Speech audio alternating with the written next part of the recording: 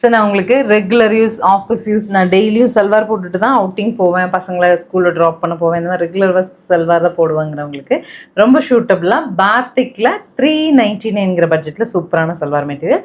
தாராளமாக நீங்கள் 3XL stitch பண்ணிக்கலாம். மெட்டீரியல் பாருங்கள், நல்ல ஒரு linen type fabric with yoke வந்து உங்களுக்கு இந்த மாதிரி ஜர்தோசி அண்ட் ஆல்சோ பிரிண்டட் பேண்ட்டுங்க. ரொம்ப அழகான துப்பட்டா. 5 கலர் கொடுக்குறேன்.